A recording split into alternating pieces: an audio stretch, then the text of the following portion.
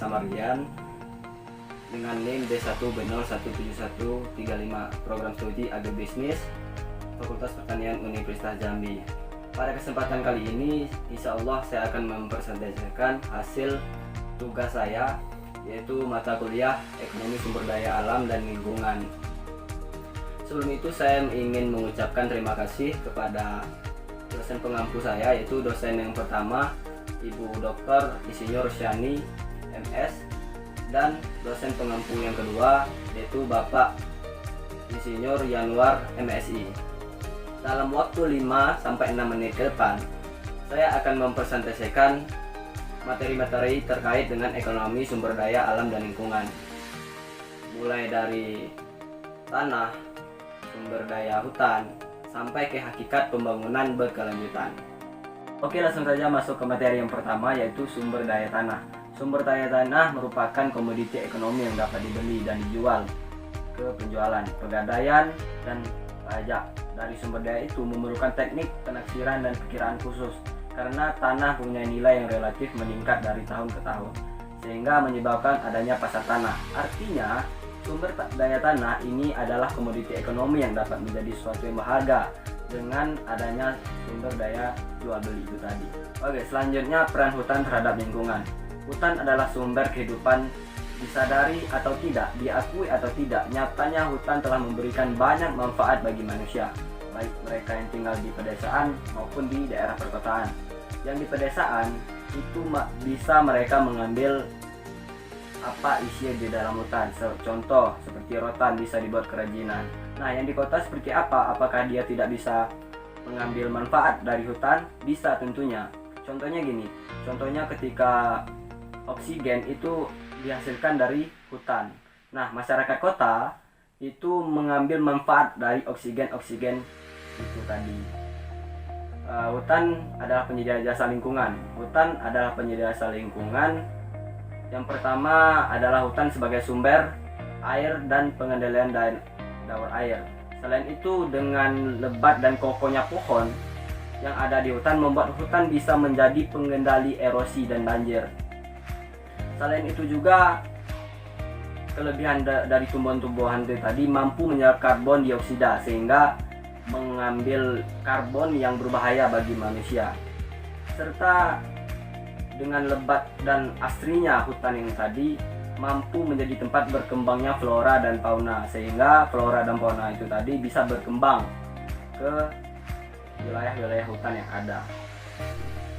Selanjutnya, eksternalitas dan problem lingkungan. Eksternalitas adalah suatu efek samping dari suatu tindakan, suatu agen ekonomi seperti kita terhadap agen ekonomi lain, baik dampak yang menguntungkan maupun yang tidak menguntungkan. Artinya, eksternalitas ini adalah setiap dampak terhadap tingkat kesejahteraan pihak ketiga yang timbul karena tindakan seorang tanpa dipunguti kompensasi atau pembayaran. Nah, eksternalitas itu tadi jika terus terjadi mengakibatkan problema lingkungan, yakni permasalahan-permasalahan yang ada di kita. Problema lingkungan ini permasalahan yang terjadi pada suatu lingkungan kita akan berdampak terhadap individu itu sendiri dan masyarakat maupun ke wilayah yang lebih luas. Selanjutnya, masalah pembangunan dan lingkungan hidup. Lingkungan hidup adalah kesatuan ruang dengan semua benda, yaitu makhluk hidup dan makhluk tak hidup yang saling mempengaruhi dalam kehidupan sehari-hari. Manusia tidak dapat melepas diri dari keterikatan dari udara, dari air, dari tanah, dari hewan, dan lain-lainnya. Dengan manusia sebagai makhluk ekonomi juga tidak terlepas dari yang membuat permasalahan itu tadi. Permasalahan-permasalahan yang terjadi yaitu menurunnya daya dukung dan daya tampung lingkungan. Ini dikarenakan tidak seimbangnya antara pembangunan dan lingkungan hidup yang menyebabkan rusaknya ekosistem. Selanjutnya terjadi penyusutan sumber daya alam dan lingkungan, permasalahan lingkungan buatan, penerapan standar mutu lingkungan hidup yang masih lemah, masalah pemanfaatan dan penguasaan sumber daya alam, terjadinya bencana alam dan serta juga pencemaran lingkungan. Nah, selanjutnya teori rente. Konsep rente ekonomi dikemukakan oleh pertama kali oleh David Ricardo pada awal abad ke-19, yaitu rente sebagai keuntungan dalam bentuk surplus pemanfaatan tanah.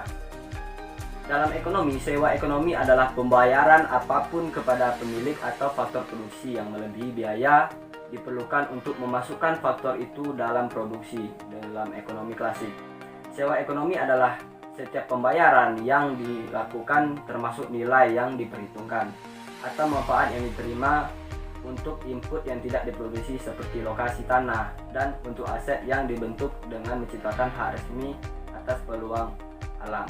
Dalam ekonomi moral, tradisi ekonomi secara luas, rente ekonomi menentang surplus produsen atau laba normal.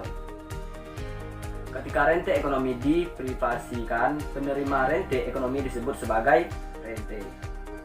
Yang terakhir, hakikat pembangunan berkelanjutan. Hakikat pembangunan berkelanjutan merupakan suatu upaya yang sadar dan terus-menerus yang bertujuan untuk mencapai kesetaraan manusia, baik secara material maupun spiritual.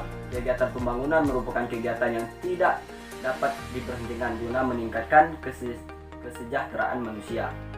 Dewasa ini dalam rangka menjaga kelestarian lingkungan hidup di negara Indonesia telah memberlakukan suatu kebijakan pembangunan yang tidak harus merusak lingkungan hidup tetapi harus melestarikan, yaitu pembangunan berwawasan lingkungan hidup. Pada dasarnya, pembangunan berwawasan lingkungan hidup adalah suatu usaha sadar terencana yang memadukan lingkungan hidup termasuk sumber daya alam ke dalam proses pembangunan untuk menjamin kemampuan, kesejahteraan, dan mutu hidup masa kini dan generasi masa depan.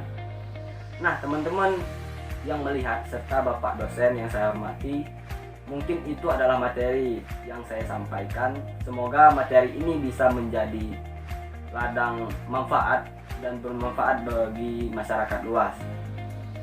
Mungkin banyak kesalahan yang saya sampaikan dari tadi karena kesempurnaan itu adalah milik Allah Subhanahu wa taala, karena kesalahan adalah milik saya pribadi. Bila bertopik walhidayah. Assalamualaikum warahmatullahi wabarakatuh.